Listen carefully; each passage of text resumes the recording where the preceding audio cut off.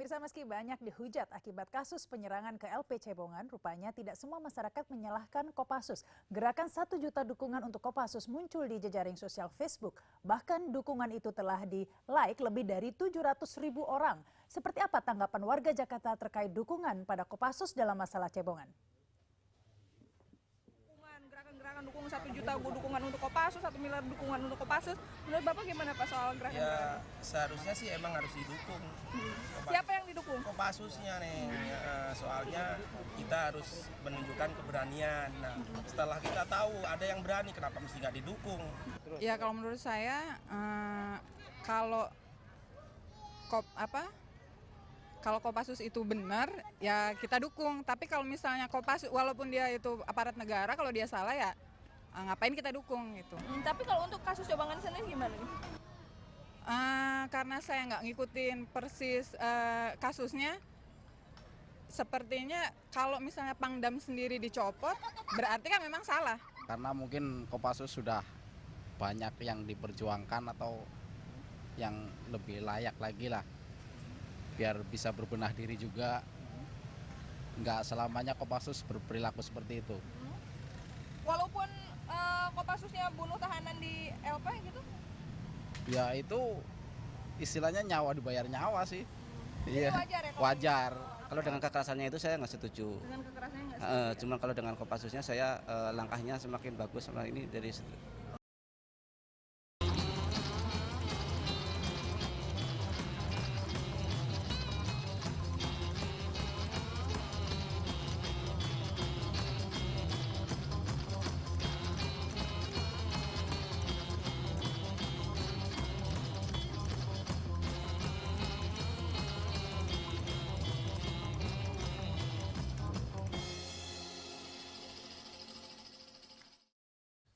Ya, misalnya tadi ya mengalirnya dukungan terhadap Kopassus ini justru. Kalau Pak Endi Hartono sendiri bagaimana nih Pak? Ikut mendukung begitu?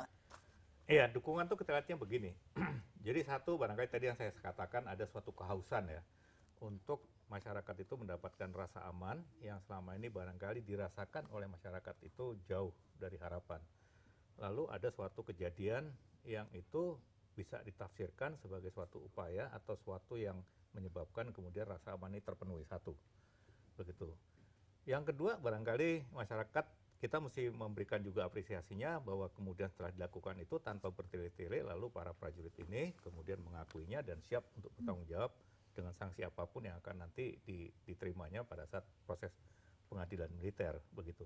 Tapi tentu saja bahwa tindakan itu adalah sesuatu yang melanggar hukum, itu tidak perlu harus atau tidak layak untuk mendapatkan apresiasi, begitu. Tetapi bukan lantas kemudian kita hanya sekedar kita mengkondem ya atau menyalahkan si Kopassus itu sendiri gitu ya. Tetapi lebih bagaimana mengapa sampai ini terjadi yang kelihatannya bukan hanya sekedar Kopassus atau kasus Cebongan saja. Contoh lain adalah bagaimana masyarakat yang selama ini merasa tidak mendapatkan hukum yang cukup saat tanahnya merasa diserobot oleh orang lain. Lalu yang dilakukan bukan menyelesaikannya itu lewat pengadilan lewat jalur hukum, tapi mereka lalu melakukannya dengan menghakiminya sendiri, melakukan pembakaran terhadap perusahaan dan sebagainya. Ini kan cerminan yang menunjukkan bahwa masyarakat sudah tidak punya keyakinan bahwa mereka akan mendapatkan keadilan melalui hukum. Lalu muncullah aksi-aksi yang main hakim sendiri, yang tentu ini tidak boleh terjadi suatu negara hukum. Kalau ini terus berjalan seperti ini, maka kalau ada survei atau orang dari luar yang mengatakan bahwa Indonesia ini mendekati kepada negara gagal, ya barangkali karena memang hukum itu tidak bisa ditegakkan untuk memberikan rasa aman kepada masyarakatnya. Itu menjadi kewajiban negara sebetulnya. Iya. Tapi kalau Bu Siti melihat mengalirnya dukungan ke Kopassus ini ya, Bu Siti, seperti dikatakan Pak Endi Hartono tadi, ini dikarenakan lebih orang melihat mengapa kasus ini terjadi begitu, bukan kepada pelanggaran hukumnya yang dilakukan oleh 11 anggota Kopassus tersebut. Ya, kalau saya melihat hukum itu tetap harus menjadi panglima gitu bagi kehidupan bangsa kita ini. Nah, dukungan-dukungan semacam ini, kalau dukungan itu kepada institusi itu tidak ada persoalan. Tapi kalau ada oknum yang memang tidak benar di dalam institusi itu, maka proses hukum juga harus dijalankan. Jadi kalau posisi Komnas HAM tidak juga memberi dukungan kepada preman-preman. Jelas posisi Komnas HAM tidak memberi dukungan kepada preman-preman karena preman-preman juga tidak memberikan rasa aman kepada masyarakat. Tapi Komnas HAM juga tidak membenarkan tindakan yang dilakukan terhadap penyerangan ke Lapas Cebongan. Karena kalau kita lihat semua instrumen undang-undang, tidak ada satu ayat pun atau satu pasal pun yang membenarkan tindakan Kopassus terhadap penyerangan Lapas Cebongan. Gitu. Nah makanya kenapa saya merasa ini bangsa sakit kalau memberi dukungan terhadap tindakan yang tidak dibenarkan oleh undang-undang. Gitu. Iya, tapi kenyataannya seperti itu ya Pak Tamrin, justru memang kalau dikatakan negara sakit ya memang seperti itu tampaknya yang terjadi. Kalau hukum sebagai panglima kan pertanyaannya hukum yang mana ini kan begitu kan? Yang sakit barangkali presidennya kali.